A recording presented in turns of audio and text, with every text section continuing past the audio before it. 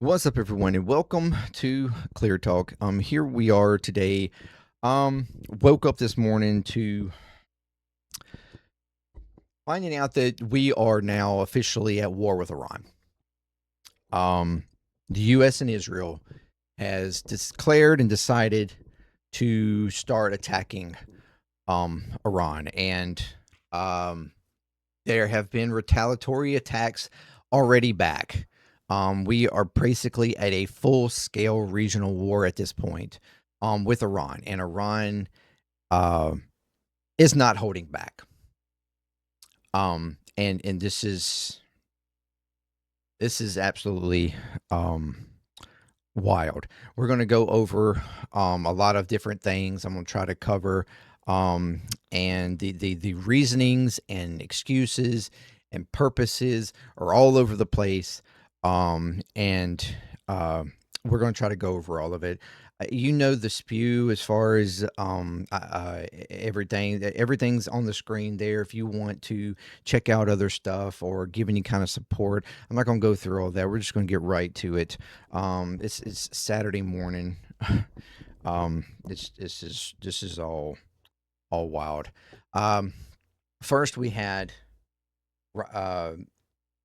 10 hours ago, apparently Trump first on Truth Social releases this video, and then it apparently is subsequently after that releases on X and YouTube from the White House. But we have this here is the declaration. It is 8 minutes long. So let's get going on it. The United States military began major combat operations in Iran. Our objective is to defend the American people by eliminating imminent threats from the Iranian regime, a vicious group of very hard, terrible people. Its menacing activities directly endanger the United States, our troops, our bases overseas, and our allies throughout the world. For 47 years, the Iranian regime has chanted death to America and waged an unending campaign of bloodshed and mass murder, targeting the United States, our troops, and the innocent people in many, many countries. Among the regime's very first acts was to back a violent takeover of the U.S. Embassy in Tehran, holding dozens of American hostages for 444 days. In 1983, Iran's proxies carried out the Marine barracks bombing in Beirut that killed 241 American military personnel. In 2000, they knew and were probably involved with the attack on the USS Cole. Many died. Iranian forces killed and maimed hundreds of American service members in Iraq. The regime's proxies have continued to launch countless attacks against American forces stationed in the Middle East in recent years, as well as U.S. naval and commercial vessels and international shipping lanes. It's been mass terror, and we're not going to put up with it any longer. From Lebanon to Yemen and Syria to Iraq. So you see what he did there, for starters. He is making this about a greater thing right off the bat. Like this is a decades long threat that we have had enough of. This is a war of greater proportion. We're no longer going to allow it. 40 something years, whatever, 50 years, whatever it is. After we overthrew the previous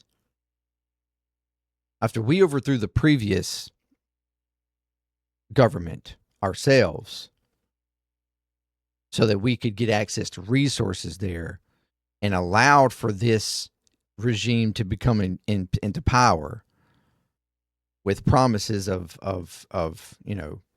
working together and whatnot. Now they've been a threat since, and now we need to go to war. Now we need to go to war. That's the first thing. This is bigger than all the other excuses we've been throwing up. Now this is we're bringing in everything from all history. All history now is why we are now having to implement war. The regime has armed, trained, and funded terrorist militias that have soaked the earth with blood and guts. And it was Iran's proxy, Hamas, that launched the monstrous October 7th attacks on Israel, slaughtering more than 1,000 innocent people, including 46 Americans, while taking 12 of our citizens hostage. It was brutal, something like the world has never seen before. And what Israel has done since is nothing like the world's seen before, or it has. I don't. I don't know. I don't get that one. Like, what? Iran is the world's #1 state sponsor of terror and just recently killed tens of thousands of its own citizens on the street as they protested. It has always been the policy of the United States, in particular, my administration, that this terrorist regime can never have a nuclear weapon. I'll say it again. They can never have a nuclear weapon. And they said that they wouldn't. They've been telling you all along that they wouldn't. We were previously in an agreement that they wouldn't. And they were upholding that agreement, an agreement that you ripped up. But even now, the regime has said that they would not have a nuclear weapon ever, and they've agreed to that. They were even agreeing of late to even like ending a lot of other nuclear programs around like energy and stuff like that, just to cave to you and your, asks, which was further than weaponry. Let's be clear. The United States was not asking just to have no nuclear weapons. We were asking for zero nuclear enrichment. Period. Okay. This was about us completely shutting down their nuclear ability for anything, for energy, for research, for anything. Period. Which is against international law. Something that was completely dead on arrival and was never going to be agreed to. Period. So this argument around nuclear weapons is bullshit. It was never about that. Because they were not going to. Our own intelligence, before even the first attack that we did last year, by someone that he put in place in our intelligence agency, stated that Iran did not have a nuclear program and was a nuclear weapon program and was not going to and hasn't had one since 2003. Our own intelligence, and he ignored that, said that our intelligence was invalid and it was fake, and went on to do the first initial strike last year. Now that we eradicated their nuclear program, it was so successful, we eradicated it. But now suddenly we need to do it again.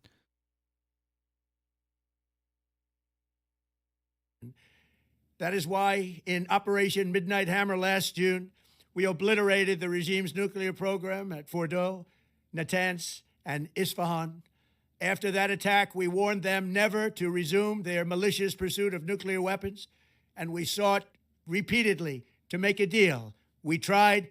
They wanted to do it. They didn't want to do it. Again, they wanted to do it. They didn't want to do it. They didn't know what was happening. They just wanted to practice evil. But Iran refused, just as it has for decades and decades.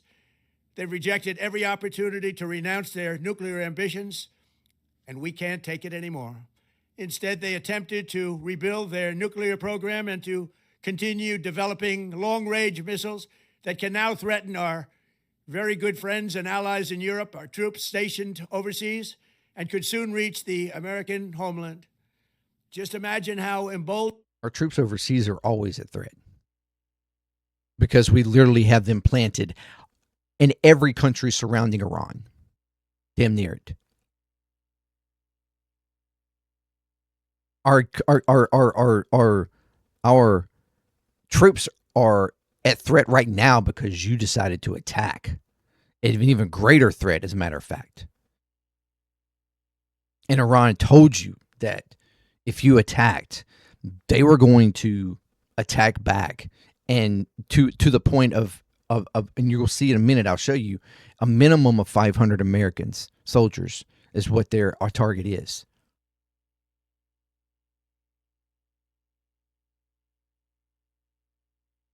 You have put them at threat.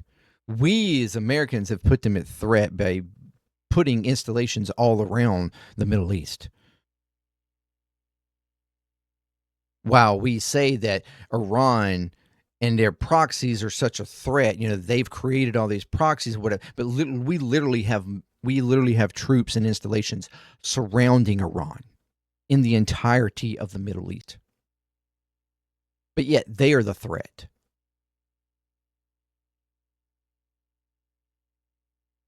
It's amazing to me how the U.S.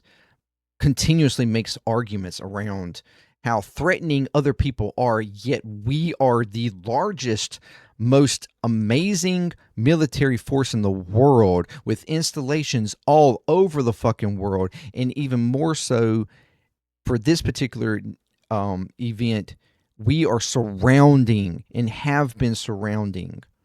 We have done military actions, regrettably in many cases, all around Iran, Iraq, Afghanistan, in the war that we've just recently finally tried to conclude, which we all know immediately went south anyways, even though we attempted to prevent that. It was this.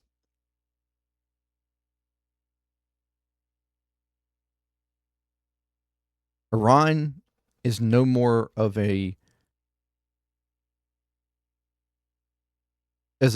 global threat as the U.S. is. I'm sorry, it's just not. No more of a global threat than Russia, North Korea, China. They're just the threat. The threat is more U.S. The threat is more Israel, because we are doing the bidding of Israel, and we will talk about that as we go. This regime would be if they ever had and actually were armed with nuclear weapons as a means to deliver their message.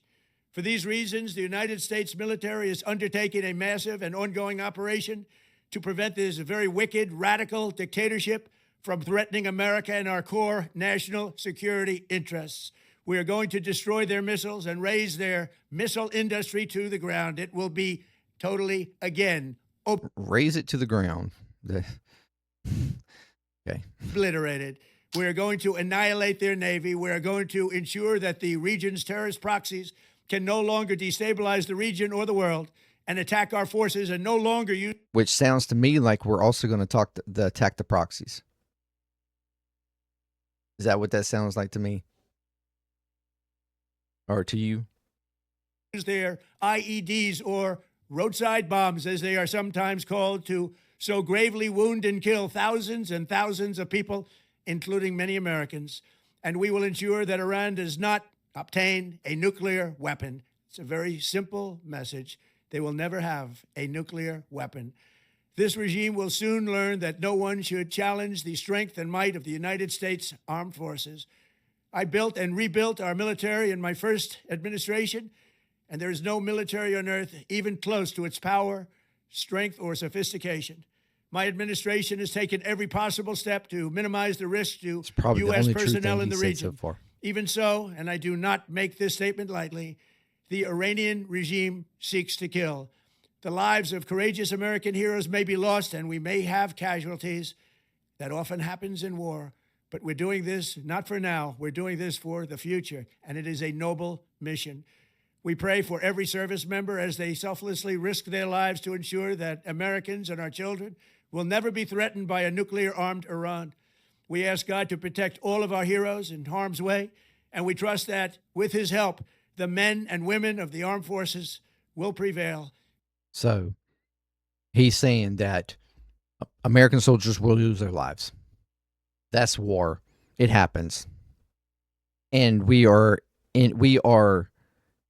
expecting God to help. And with God's help, our troops will succeed. So God's apparently on our side. And keep that in mind. Keep that in mind, because I'm going to go deeper into that later on.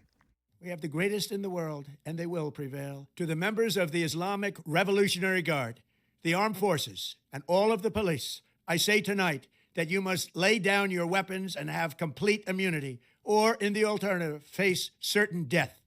So, lay down your arms. You will be treated fairly with total immunity, or you will face certain death. Finally, to the great, proud people of Iran, I say tonight that the hour of your freedom is at hand. Stay sheltered. Don't leave your home. It's very dangerous outside. Bombs will be dropping everywhere. When we are finished, take over your government. It will be yours to take. This will be probably your only chance for generations. For many years, you have asked for America's help, but you never got it. No president was willing to do what I am willing to do tonight. Now you have a president who is giving you what you want. So let's see how you respond. America is backing you with overwhelming strength and devastating force. Now is the time to seize control of your destiny and to unleash the prosperous and glorious future that is close within your reach. So he is asking for a regime change. That's what that is. That we are going to bomb and weaken your government to the point that you will be able to enact regime change.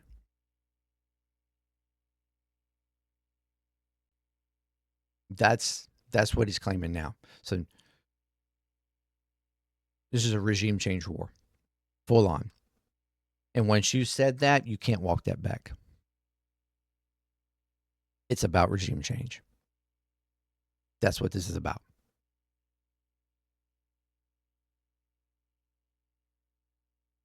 Or at least that's one reason. That's Israel's reason. That's what they've wanted for decades. And they've been trying to ask for that for decades, because that was their ultimate plan. And he's right. No U.S. president has tried to do that, because that was not in the plans. We're not supposed to be about regime change. We're supposed to have some credibility of like allowing for sovereignty to, exist. But Trump has completely handed and is completely folded by Israel and Netanyahu, to the point that he is allowing this. He is allowing for regime change.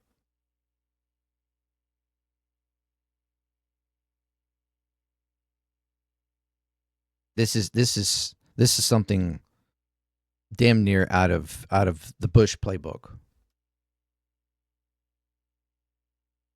Except for the fact that Bush at least like conjured up so-called evidence and went to all the different, different agencies and groups of people to prove or show proof of the reason why we needed to go to war, and ask for their approval and get the American people on his side. Trump has completely scathed all that and just unilaterally deciding on his own.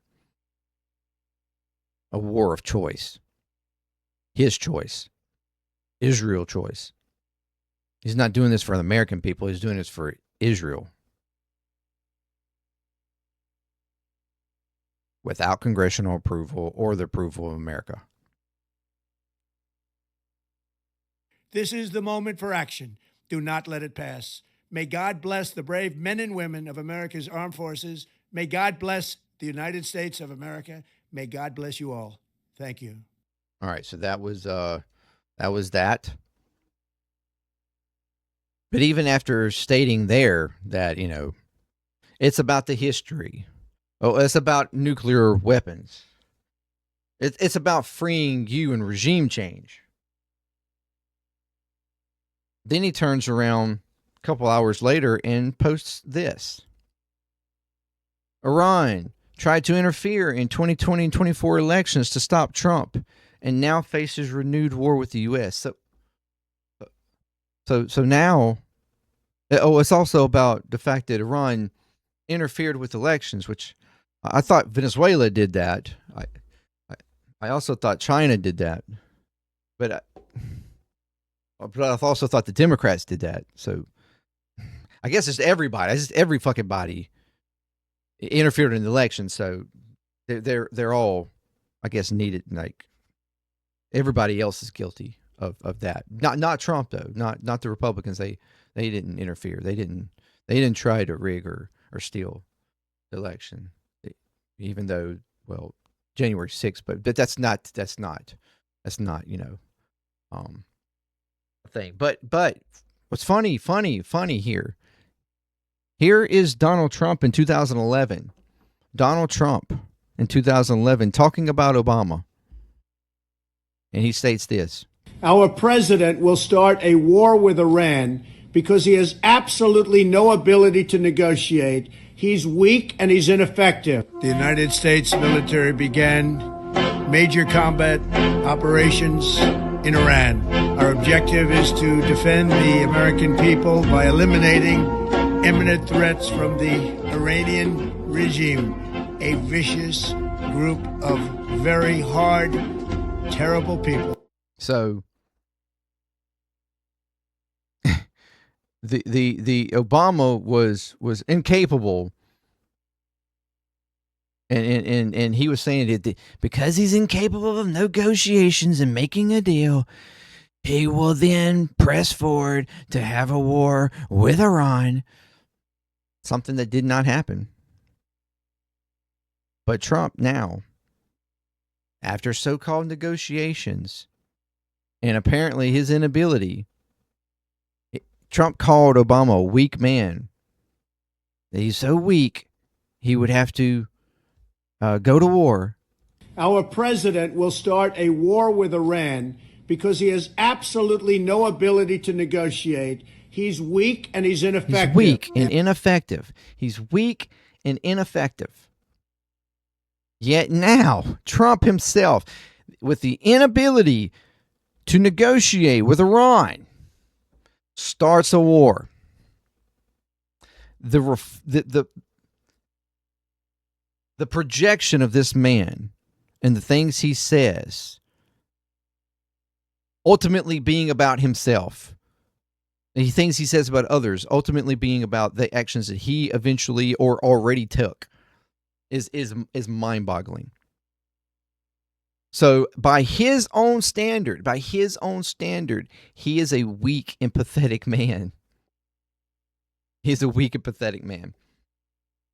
But to further go, okay, this is Benjamin Netanyahu in all of his times, going all the way back, okay, all the times that he claimed Iran was just mere days or weeks away from a nuclear bomb. Iran could produce a nuclear weapon in a very short time. It could be a year. They have the wherewithal, the stored up, preserved knowledge to make a bomb very quickly if they wanted to. Iran is so dangerous. Weeks away from having... The first one was in 2025. The one you just heard was 2018. The one that's playing right now is 2015. Having the fissile material for an entire arsenal of nuclear bombs. They're very close. Now 2012. They're 6 months away from being about 90% of having enriched uranium for an atom bomb. Iran is 2006. Gearing up to produce 25 bombs, atomic bombs a year, 250 bombs in a decade. Iran 1995 will be capable of producing alone, without importing anything, nuclear bombs within 3 to 5 years. Once Saddam has nuclear weapons, the terror network will... He was also the one that talked about Saddam and that he had weapons of mass destruction that we know he did not have. ...have nuclear weapons. Next thing you'll see is a nuclear bomb in the World Trade Center. If you take out Saddam's regime, I guarantee you that it will have enormous positive reverberations on the region. But yet we allow this guy to take us now. into a war with Iran. He has tried, again, for decades to get America to go to war with Iran, claiming over and over and over again that Iran was just mere weeks, mere days, mere months away from a nuclear bomb. Yet it has never happened.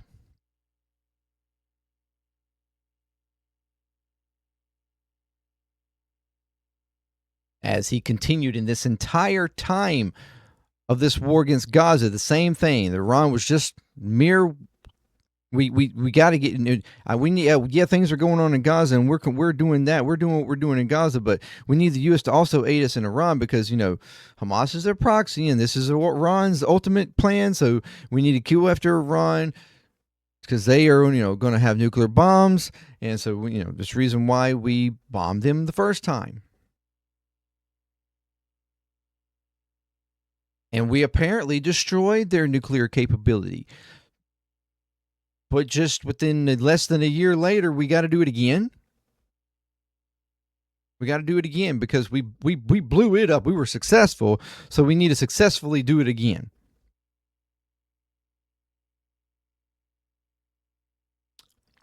This is Trump on Inauguration Day. Inauguration Day. Like in 2017, we will again build the strongest military the world has ever seen. We will measure our success not only by the battles we win, but also by the wars that we end, and perhaps most importantly, the wars we never get into. We never get into.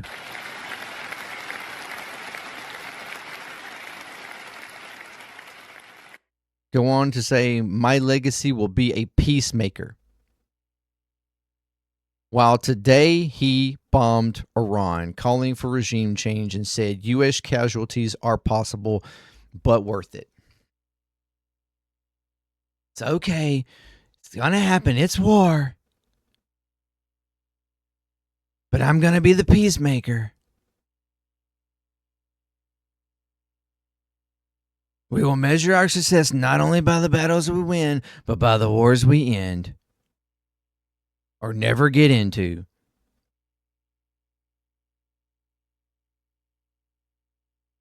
This was your president just a year ago. And again, when you thought that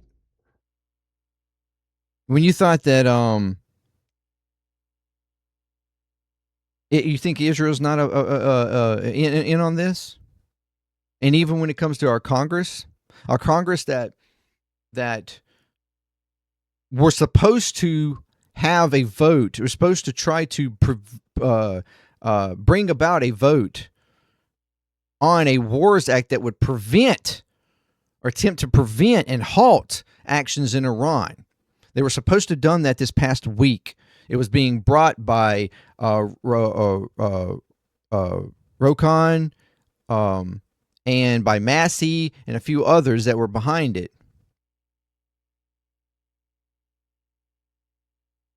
But yet the leadership said, "Well, I mean, we're not going to do that this week. We'll do that next week. We've got time. We'll do that next week."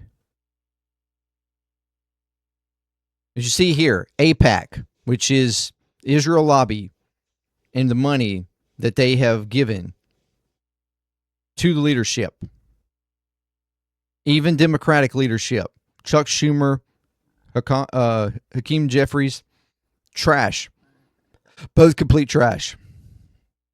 Mike Johnson, John Thune, and Trump himself. You can see over here, John Letterman. Of course, he's going to come out all positive and wonderful and happy about what happened today. This is their leadership. And this is the reason this leadership allowed for that War Act policy to not be voted or looked at this past week, giving the time for these actions this morning to happen. before this act would be looked at by Congress. So this leadership apparently backdoor already gave approval. Was on the sly, like, hey, we'll give you the time, just go ahead, do it, and then you can come back.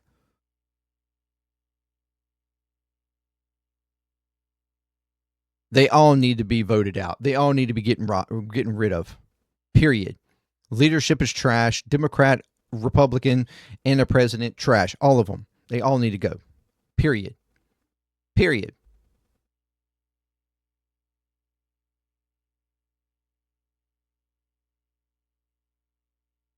We dropped. Israel first dropped the first attacks, and then we carried on with attacks as well.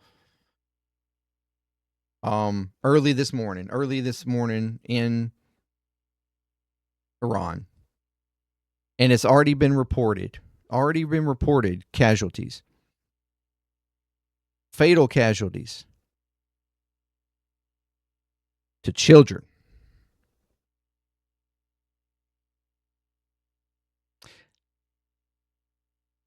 You have Marjorie Taylor Greene here even posting. I did not campaign for this. I did not donate money for this. I did not vote for this in elections or Congress. This is heartbreaking and tragic, and how many more innocent will die? What about our military? This is not what we thought MAGA was supposed to be. Shame. Breaking. And this is early. This is 5 hours ago. The numbers have actually went up. 51 Iranian children killed. 60 students wounded after joint U.S.-Israel strikes hit girls' school in Iran.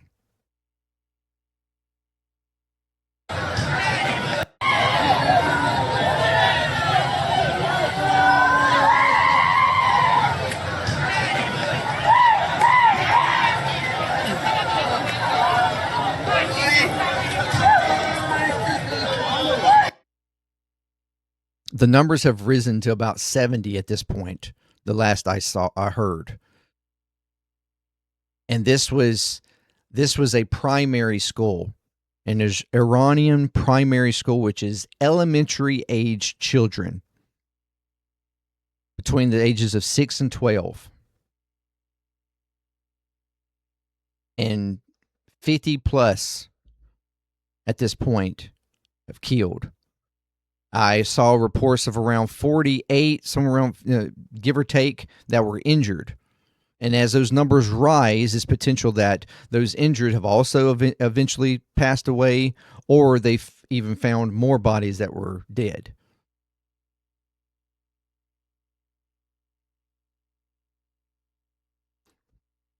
This was a school that was in session.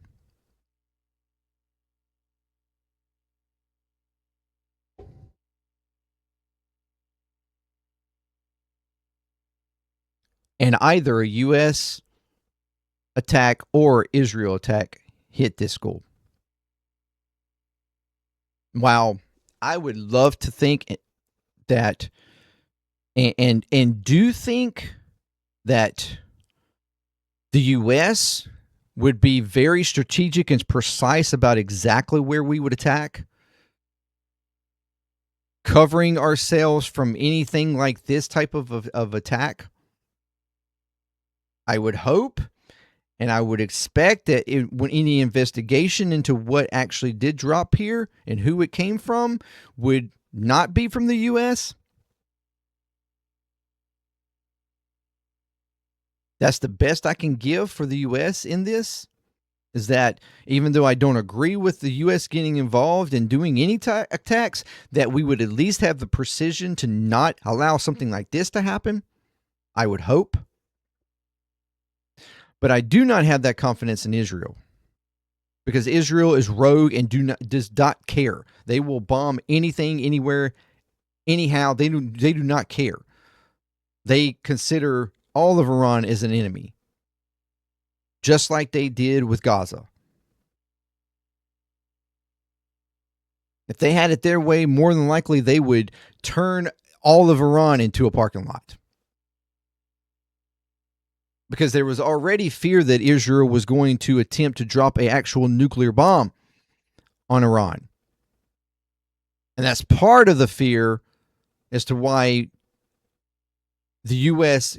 was trying to get involved or stay involved as much as possible to try to prevent them from doing so, because they were afraid that Israel was going to do so.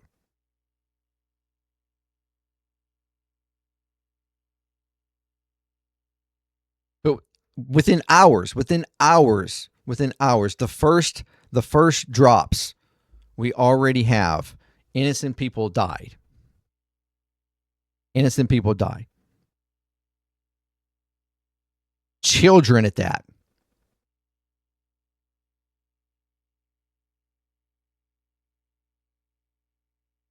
Here again, this is from Drop Site News. At least 70 people, including some 60 children, were killed when U.S. and Israel strikes hit the Shajara Taibei Girls Elementary School in Manab, southern Iran, according to the Fars News. The attack reportedly struck during school hours with about 170 girls inside. Videos show families screaming and digging through rubble as rescue crews search for survivors. Tehran has vowed retaliation.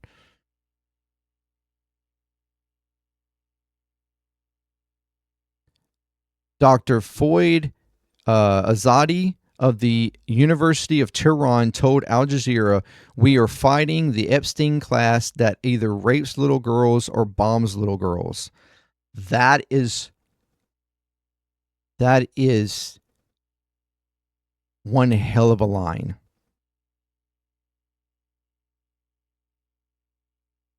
That is one hell of a line.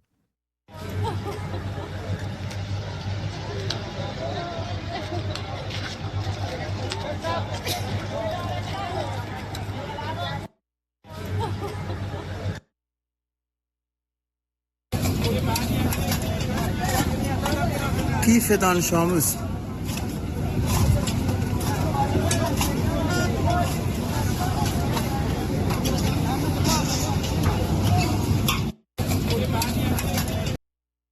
That's one hell of a line. And why would he bring up Epstein? We're going to talk about that too in a minute. Drop site. Also here, breaking. Iran launches strikes on U.S. air bases across the Middle East. Explosion seen in the U.S. naval base in Al Jafar, Bahrain, confirmed by Bahrain. Alarms, sirens followed by up to 4 explosions in Kuwait. Massive explosions reported in Abu Dhabi. In Qatar, an official source at the Ministry of Defense told Al Jazeera that an Iranian missile was intercepted by the Patriot air defense systems. I've been watching Al Jazeera all morning long. Qatar has had some of probably the most missiles from Iran so far. They have intercepted dozens of them. I don't think there's only been like 1 or 2 that may have actually made full contact anywhere. And the other explosions was from falling debris that's happened there. Iran had warned that any U.S. attack would be met with attacks on American bases and interest across the region, with a goal of killing a minimum of 500 American soldiers. We see here also Iran's Revolutionary Guard has warned ships over VHF radio that no vessel is allowed to pass through the Strait of Hormuz. This strait is a narrow choke point just 21 to 33 kilometers wide at its tightest, between Iran to the north and Oman and the UAE to the south. So it's right here. This is the Strait of Hormuz. Roughly 20 to 30% of global seaborne crude oil, about 20 to 21 million barrels per day, move through it. Major exporters, including Saudi Arabia, Iraq, Kuwait, and the UAE and Qatar, depend on this single route to supply global markets. So this is if the, to the degree that they shut this down and restrict ships from going through is going to immediately hurt the economy, the global economy, when it comes to oil exports. So this is huge also already. China Pulse here stating Iran is not Venezuela. The Iranian side announced two things. The Iranian missiles attack result in the deaths of approximately 200 American soldiers. This other one said 500. Iranian missiles destroyed a the Iranian, they are announcing that there was an announcement that one attack has already resulted in 200 American soldiers, although that has not been stated by any U.S. Agency yet. Iranian missiles destroyed an ANFPS 123 Block 5 radar system, an advanced phased array radar system deployed by U.S. forces in Qatar. This radar is detect a range of 5,000 kilometers, and its primary mission is to provide early warning to ballistic missiles in the U.S., United States, and Israel. Didn't the kidnapping of Maduro without any casualties give Trump excessive confidence? And that's the idea here, is understanding that Venezuela is not Iran. Iran is massive. They have a massive ability to carry out missile attacks, and they have already attacked multiple locations across the region.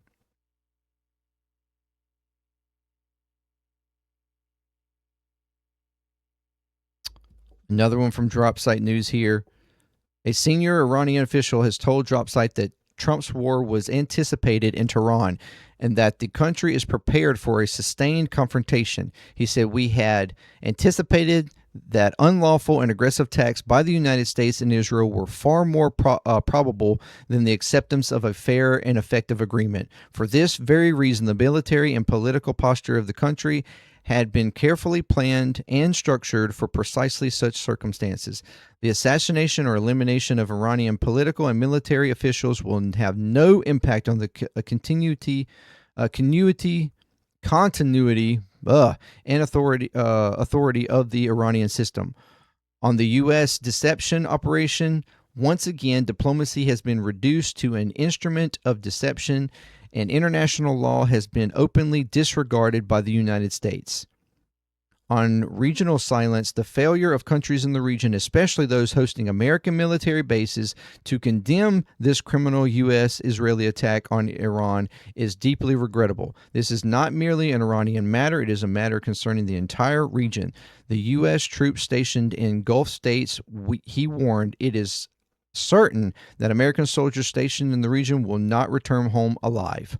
On the strike that hit a girls' elementary school in Manab, in southern Iran, killing 86 people, according to the Iranian media. That has went up. The targeting of civilian infrastructure, such as schools and hospitals in the city of Manad, sends a clear message to all. In this criminal aggression, the attackers recognize no red lines and evidently intend to shed a great deal of the blood of the noble people of our country.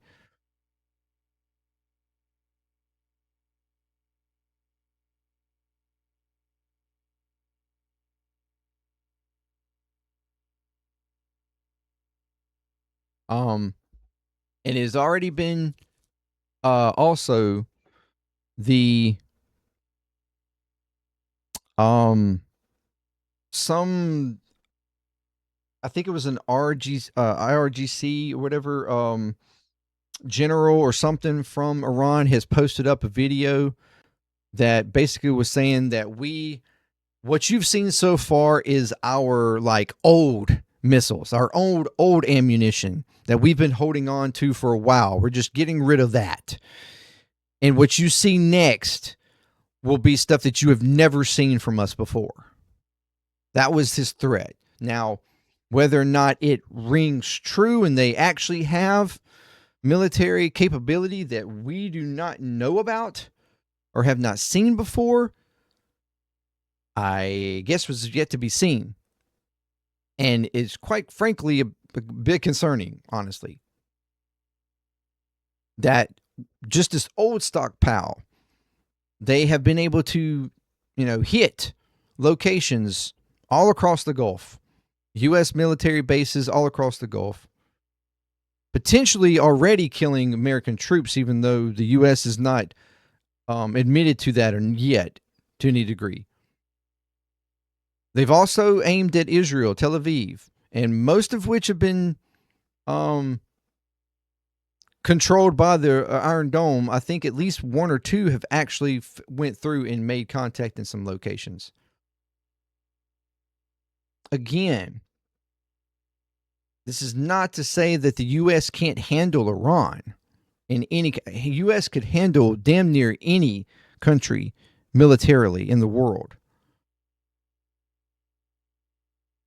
But to think Iran is just some simple country that we can easily just take out like Iraq or Afghanistan, in mere, week or two, I'm not so sure of. And right now you have a regime that we have announced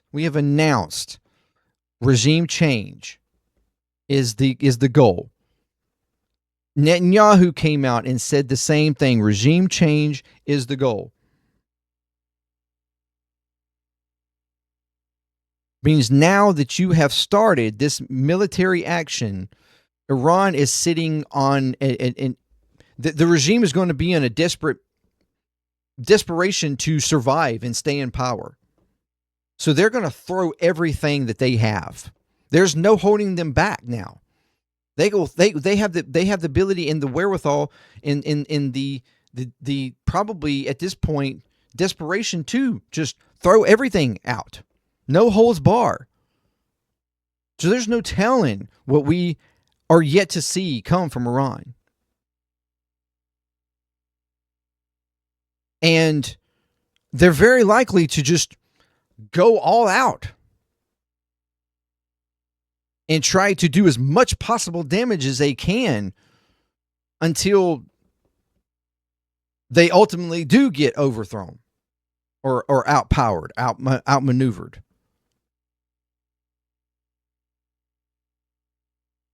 It is. This is major. This is turned within hours into a major regional conflict that, again, nobody in the U.S. particularly was calling for. The American people, polling has shown, was not for this. There were a lot of the military that was not for this. A lot of the administration that actually was not for this, that was pushing back on Trump, reportedly telling them that they didn't think that this was a good idea. Generals that were telling them that they didn't think this was a good idea. That Iran, this could be devastating. This could be major. But for some reason, Trump said, fuck it, we're going to do it anyway. You're anti-war. I'm going to be the peacemaker. President decided, fuck it, we're going to go anyways. We're going to bomb them. Netanyahu says go, we're going to go.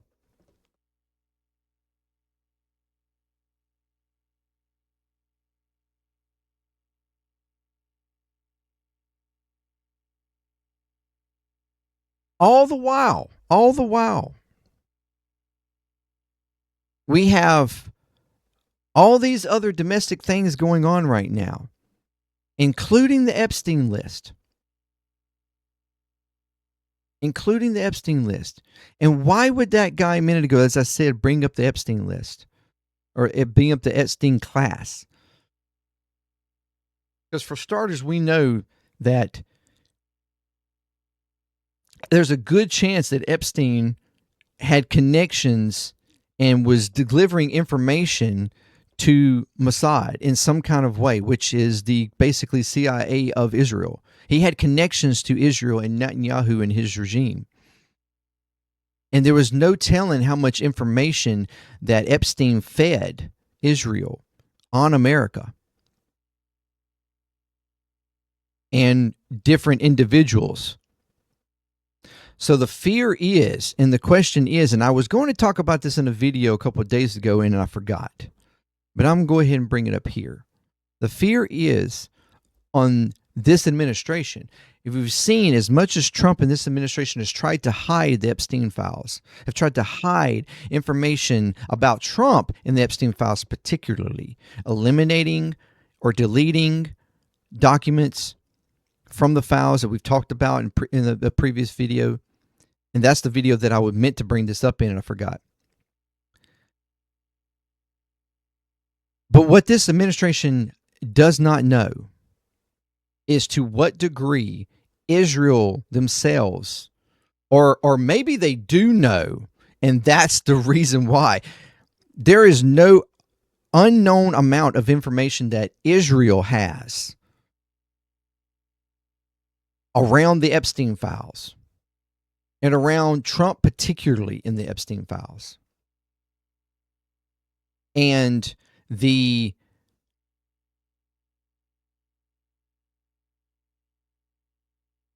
possibility of a backstabbing kind of thing going on here, where the Israeli government is like, you do what we ask you to do, you do what we want, or else, when it comes to Trump. You better have our back. You better do what we want. And if you do not, then we will, I don't know, maybe some information gets leaked somewhere. Some files get leaked somewhere. And that is more than likely what Trump himself personally fears when it comes to Israel. Outside the fact that he's accepted hundreds of millions of dollars from Adelson's and numerous other locations, AIPAC and others, to do the bidding of Israel, whatever they want, annex whatever they want, go to war and support whatever they want. The other possibility is around the actual Epstein files and what Israel has on Trump for blackmail to get him to do whatever they want.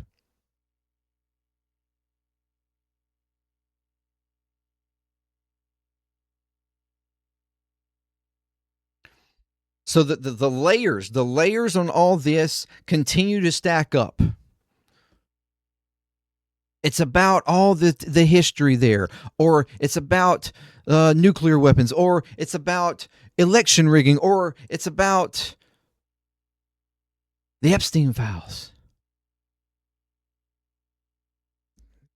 Why not I just go ahead and give you another layer? It was reported in CNN, as we talked about yesterday. This is even before CNN is potentially going to be taken over by Paramount and by a far right, which is already going to is already turning CBS right, and as we talked about, potentially will turn CNN right.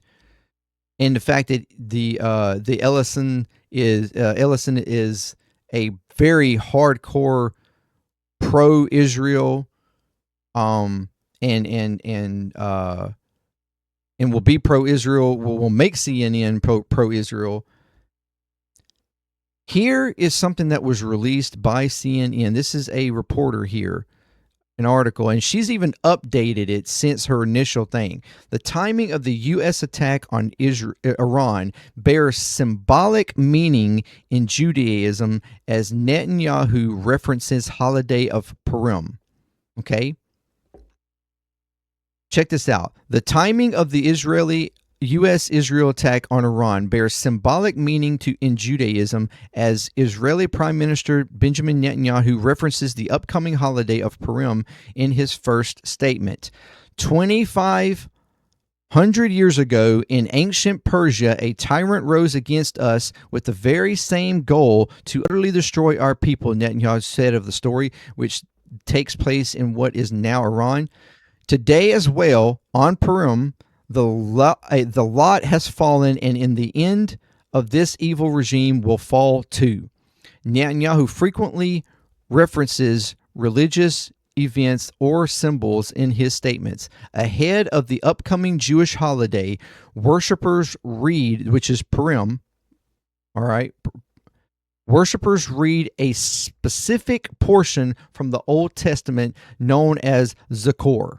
All right, and this event is called Shabbat Zachor. Okay, the passage from the book of Deuteronomy commands the ancient Israels to remember an unprovoked attack by the nation of Amalek, located in modern-day Sinai and southern Israel, and to eradicate the memory of Amalek once the Israelites are settled in their land. The passage is read publicly during Purim to fulfill what Jews consider the mitzvah or commandment of remembering Amalek as Israel's archetypal enemy.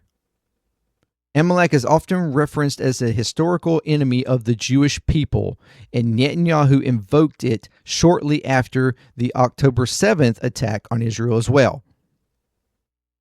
This is something that they have done over and over again, and Netanyahu has talked about over and over again when it comes to this region, whether it's Hamas, whether it's Iran, it's always a holy war, a war of holy war, and goes back thousands upon thousands of years.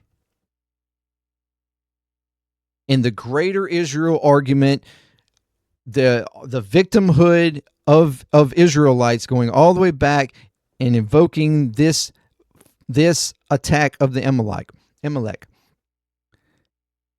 And this whole Shabbat Zachor happens before Purim. Purim is supposed to be this Monday.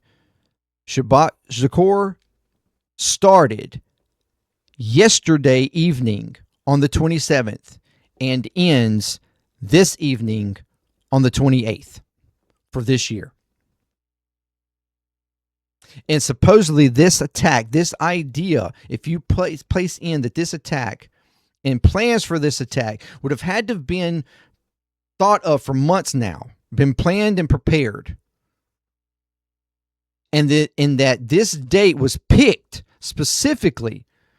I'm sorry, I wasn't even showing this. I apologize. I thought I would done flipped it over and showed this.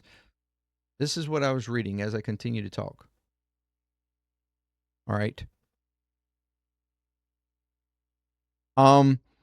If this is the case, and our government, in coalition with Israel, decided on this particular date to make this attack and line it up, then we're talking about the U.S.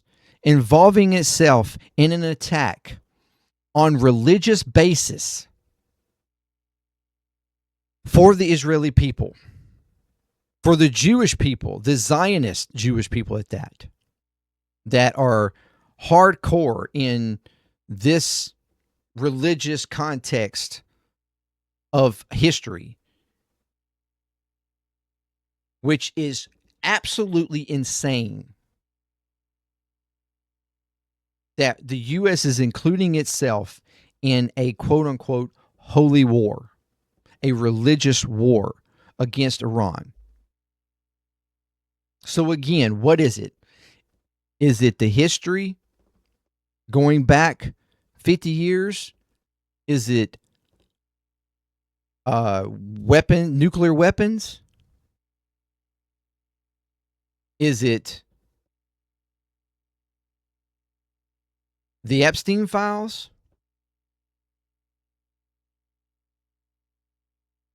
Is it religion?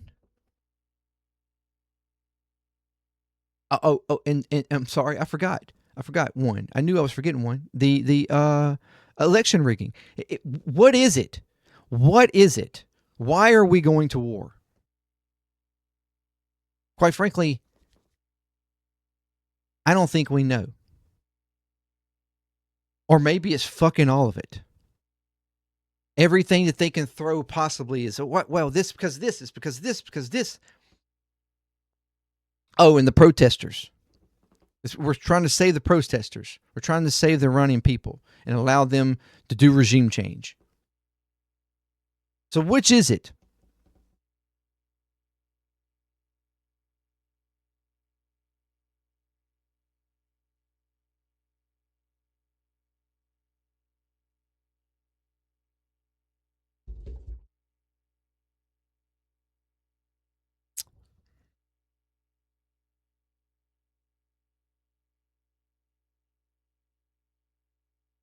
This is absolutely insane. This entire action today is insane.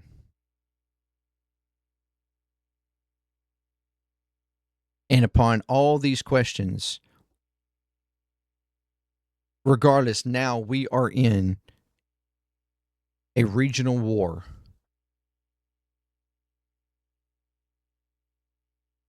with Iran, an adversary that, with unknown capabilities, honestly. Again, not that the U.S. couldn't handle it, but the fact that there is an unknown amount at this point of American soldiers, American lives that could be lost here. And for what, really? For what? There's no clear objective. There's no clear reason why we're actually doing this. And not only that, there's no clear reason on what is going to happen once this is all said and done. Even if you did, even if you somehow find your way, we find ourselves successful in removing the regime. There's no evidence to show that someone better would gain power or be put in power.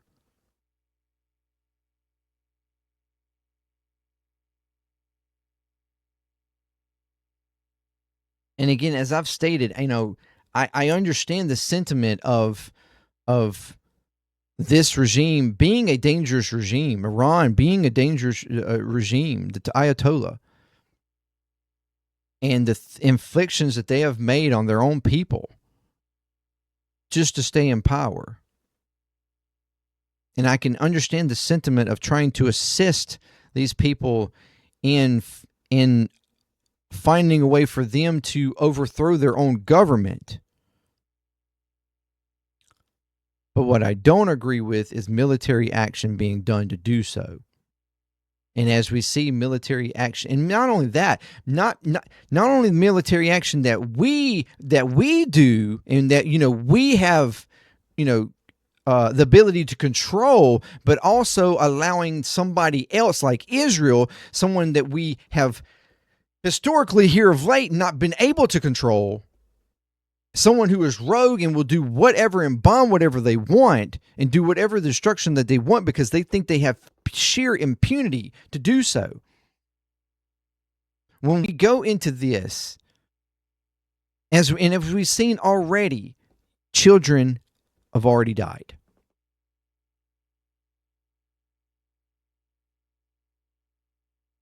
That's the reason why. This is the reason why. This is the sheer reason why diplomacy is always the best way.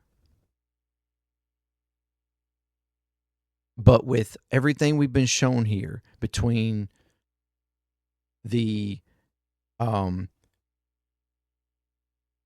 aggression that we were already seeing with military equipment, personnel, and everything flooding to the region, to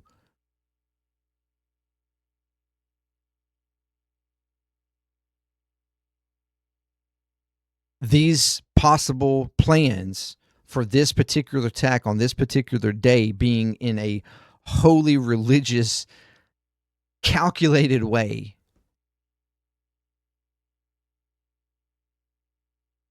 to the sheer fact that our so-called talks and agreements were around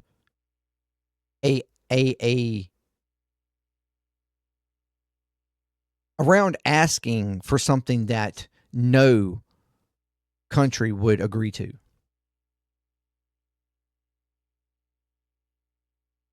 Pretty much putting it dead, period. And not trying to meet anywhere in the middle. Means that diplomacy was never on the never on the board. It was never a possibility.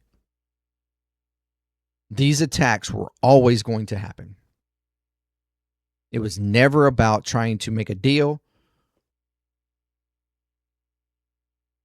Because as we've seen, Trump is not really good at making deals. He is not the deal maker that he claims to be.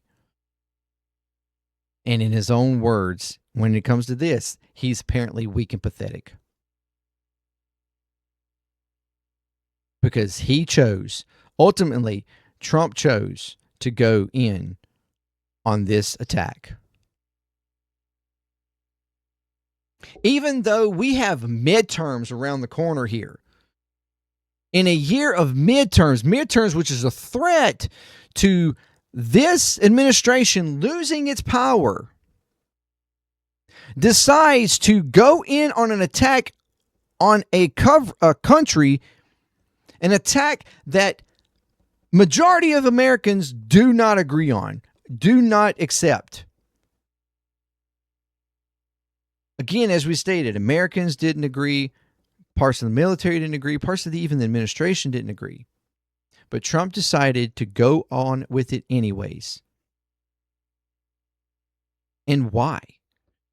When this could completely ruin his possibilities of maintaining power in Congress from midterms. I mean, is he literally sacrificing midterms for this? And why?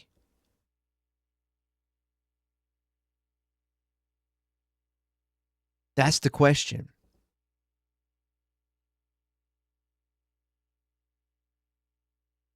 Either because he isn't afraid of the midterms, which clearly he is, because they are going to every single pathway and direction and throwing everything, doing everything illegally that they possibly could to control and overthrow the elections. Or Israel actually does have some shit on him that he's trying desperately to keep hidden.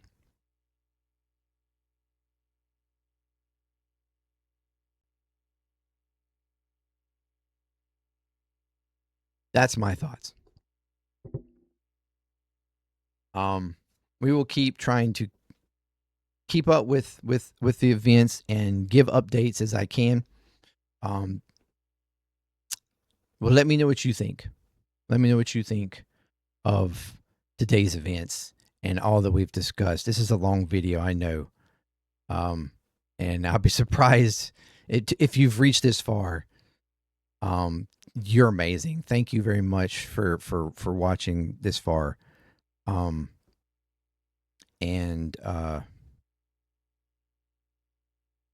Yeah. Comment. Let's see here. Comment.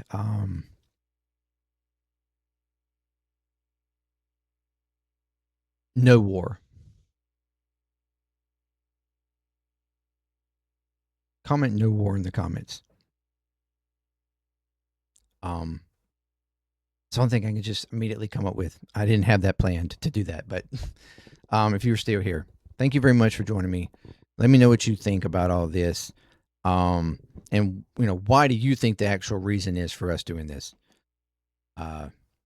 And what do you fear is going to be the outcome here? Thank you very much for joining me. Until next time, peace. Clear Talk, I'm out.